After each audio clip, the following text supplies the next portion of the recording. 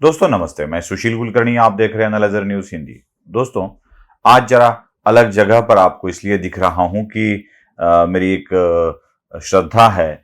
जब भी चैनल को अच्छा कोई मकाम हासिल हो जाता है, मैं भगवान के दर्शन हेतु चला जाता हूं। आज भी मैं 1 लाख सब्सक्राइबर और लगभग 2.5 करोड़ व्यू हिंदी पर होने के कारण आज तिरुपति में दर्शन करने आया हूं। इसीलिए यहां से, तिरुपति के गांव से, तिरुपति तिरुमला से आपसे बात कर रहा हूं। एक बात मुझे साफ साफ नजर आ रही है और वो ये है कि इंडी बनेगी या नहीं बनेगी।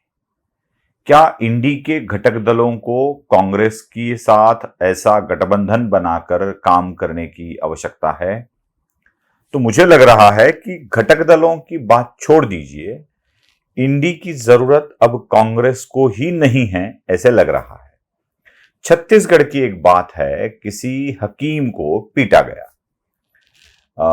छत्तीसगढ़ के डिप्टी सीएम जो कांग्रेस के प्रत्याशी थे, उनको सिर्फ 96 मतों से अपने अंबिकापुर विधानसभा क्षेत्र से पराभूत हुए हैं, सिर्फ 96 वोटों से। तो उनके खिलाफ जो एक हकीम नाम का मुस्लिम व्यक्ति खड़ा था, उसने लगभग 1200 के करीब, कुछ कम ज्यादा हो सकते हैं, लेकिन 1200 के करीब वोट प्राप्त किए थे। और इन्हीं वोटों के कारण बाबा जो डिप्टी सीएम थे, उनका पराभव हुआ। अब पराजित बाबा के समर्थक टूट पड़े हकीम के ऊपर। छत्तीसगढ़ के डिप्टी सीएम जो परास्त हो चुके थे, पिछले डिप्टी सीएम टूट पड़े और बहुत पीटा। उनका यह कहना था कि उस हकीम को जो 1200 के आसपास वोट मिले हैं, वो सारे मुस्लिम समुदाय के हैं। अगर हकीम खड़ा न होता और ये वोट डिप्टी सीएम को पड़ते बाबा को, तो वो चुनकर आ जाते। मतलब देखिए, मुस्लिम लोगों को ही पीट रहे हैं, कह रहे हैं कि अपने लोगों को उन्होंने परास्त किया है। आपने देखा होगा तेलंगाना में जो भारी जीत कांग्रेस को मिली है, बीआरएस का पराभव हुआ है। उस भारी जीत में तेलंगाना के मुस्लिम वोटर्स कांग्रेस के साथ मिले हुए, कांग्रेस के साथ जा चुके हैं। अब तक तेलंगाना में क्या हो रहा था? मुस्लिम वोटर्स एक तो बीआरएस के साथ चले गए थे, या हैदराबाद या उसके इर्द गिर्द वाला, जिसे अब भाग्यनगर भी कहा जाता है, उसके इर्द गिर्द वाला एरिया जहां एआईएमआईएम की चलती थी। मतलब मुसलमान हैदराबाद के इर्द गिर्द के 5-6 कॉन्स्टिट्यूट में एआईएमआईएम के साथ थे और बाकी जगह बीआरएस के साथ चले गए थे। ये याद रखिए, कांग्रेस का ट्रेडिशनल वोटर मुस्लिम है और मुस्लिम वोट में दरार आने के कारण कांग्रेस बहुत जगह परास्त हो चुकी थी। मैं बता दूं कि देश के शुरुआती दिनों में, मतलब स्वतंत्रता के बाद के शुरुआती दिनों में क्या था, कांग्रेस नाम की एक ही पार्टी पूरे भारत में थी। पूरे भारत में एक ही पार्टी थी, दूसरी कोई पार्टी ही नहीं थी। अब इन पार्टियों को, बाकी कांग्रेस के विरोधी दलों को जो वोट चले जाते थे, वो भिन्न भिन्न जातियों के थे, भिन्न भिन्न धर्म के थे और बहुत छोटा हिस्सा था। बाकी हिंदू समुदाय, मुस्लिम समुदाय, बौद्ध समुदाय, क्रिश्चियन समुदाय पूरे जोर से कांग्रेस के साथ रहता था। फिर क्या हुआ? धीरे धीरे कांग्रेस से हिंदू वोट हटने लगे। अब जब कांग्रेस से हिंदू वोट हटने लगे, तो कांग्रेस ने अपना पूरा ध्यान केंद्रित कर दिया दलित, मुस्लिम, क्रिश्चियन और अन्य धर्मों के वोट पर। अब जब कांग्रेस ने इन वोटों पर ध्यान केंद्रित कर दिया, तो हिंदू जो जातियों में, भिन्न भिन्न पंथों में विभाजित था, वह अन्य पार्टियों के साथ चला गया। कुछ भारतीय जनता पार्टी के साथ चला गया, कुछ अन्य पार्टी के साथ चला गया और कांग्रेस के साथ एक संध तरीके से मुस्लिम दलित वोट रहने लगे। अब आगे क्या हुआ? महाराष्ट्र की राजनीति हो या देश की राजनीति, मुस्लिम दलित वोट में सेंध लगाने के लिए बहुत से पार्टियां आगे आ गई। जैसे बिहार में जनता दल का निर्माण उस वक्त हुआ था, जनता दल के साथ बहुत सारे मुस्लिम भी जा रहे थे। जनता दल के विभाजन के बाद बहुत सारी पार्टियां जनता दल से बनी। तो बिहार में राष्ट्रीय जनता दल बना, जेडीयू बना, समाजवादी पार्टी बनी, जनता दल सेक्युलर बना, समता पार्टी बनी। उस वक्त की बात कर रहा हूं मैं, अब समता पार्टी का अस्तित्व नहीं रहा है। तो न जाने कितनी पार्टियां बनी और उन पार्टियों में मुसलमान दलित वोट ज्यादा से ज्यादा खींचे जाने लगे।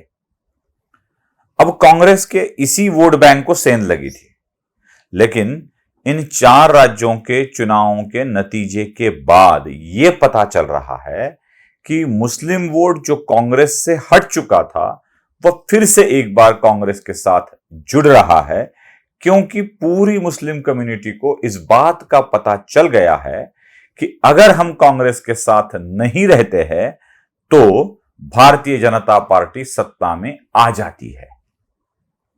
अब जो बात मुस्लिमों को पता चली है वो हिंदुओं को पता चली है कि नहीं मुझे पता नहीं है, क्योंकि अगर हिंदू भारतीय जनता पार्टी के साथ नहीं रहता है तो स्वाभाविक तौर से मुस्लिम और अन्य धर्मों के वोटों के आधार पर कांग्रेस सत्ता में आ सकती है। यह तो हो सकता है ना। तो कांग्रेस को भी इस बात का पता चलने लगा है कि अब मुसलमान फिर से एक बार कांग्रेस के साथ आ रहा है। वो एआईएमआईएम के साथ रहेगा या नहीं रहेगा, वो महाराष्ट्र में वंचित बहुजन आघाड़ी के साथ रहेगा या नहीं रहेगा, वो ममता बनर्जी का साथ देगा या कांग्रेस का साथ देगा। मुसलमान आमतौर पर जहां भारी जीत मिलती है वहां उन पार्टियों के साथ रह जाता है। मतलब पश्चिम बंगाल में वो कांग्रेस के साथ आएगा कि नहीं आएगा ये नहीं बता सकते, लेकिन जहां जहां भारत के अन्य प्रांतों में, जैसे राष्ट्रीय जनता दल हुआ या नीतीश कुमार का जेडीयू हुआ या कर्नाटक का जनता दल सेक्युलर हुआ या समाजवादी पार्टी हुई या महाराष्ट्र की वंचित बहुजन आघाड़ी हुई, एआईएमआईएम हुई तेलंगाना की, इनके साथ जाने से कांग्रेस कमजोर होगी ये मुसलमान को पता चला तो ये कांग्रेस के साथ आ जाता है। शायद अन्य राज्यों में नहीं जाएगा, लेकिन जब कांग्रेस को इस बात का पता चला है कि अपने साथ मुसलमान आ रहा है तो वो इंडी के चक्कर में क्यों पड़ेगा। एक तो मैंने पहले ही बता दिया था कि कांग्रेस को ही एक बात आपको रखना चाहिए कि जिन जिन पार्टियों ने खत्म कर दिया है उन्हीं के साथ कांग्रेस को हाथ मिलाना है। मतलब ममता ने कांग्रेस को खत्म कर दिया, शरद पवार ने कांग्रेस को खत्म कर दिया, आम आदमी पार्टी ने कांग्रेस को खत्म कर दिया। तो ये सारे कांग्रेस के ही बच्चे हैं जो कांग्रेस को ही खत्म करते जा रहे हैं। कांग्रेस के ही बच्चे हैं और कांग्रेस को ही खत्म कर रहे हैं। तो अपने आप को खत्म करने वाले अपने ही लोगों के साथ रिश्ता बनाकर फिर से एक बार कांग्रेस क्यों ध्वस्त होगी। और इन्हीं को इंडी में लेकर, इन्हीं को सम्मान देकर कांग्रेस की जो कुछ भी वोट बचे हैं पूरे देश में वो उनके हवाले करके उनके कैंडिडेट को जिताकर कांग्रेस हासिल क्या करेगी। भारतीय जनता पार्टी 2 सीटों से शुरू हुई थी, अब 300 के पार चली गई है। मतलब अगर आप लड़ाई करोगे, आप लड़ोगे, आप युद्ध करोगे, संघर्ष करोगे तो यश तो मिलता ही। कांग्रेस की बात ऐसी थी कि स्वतंत्रता के बाद कांग्रेस को सीधा यश मिल गया, फिर धीरे धीरे खत्म होती गई, फिर से एक बार कांग्रेस को लड़ना पड़ेगा, उतने ही साल का संघर्ष करना पड़ेगा, लेकिन अकेले के दम पे करना पड़ेगा, तभी जाके कांग्रेस सत्ता में आएगी।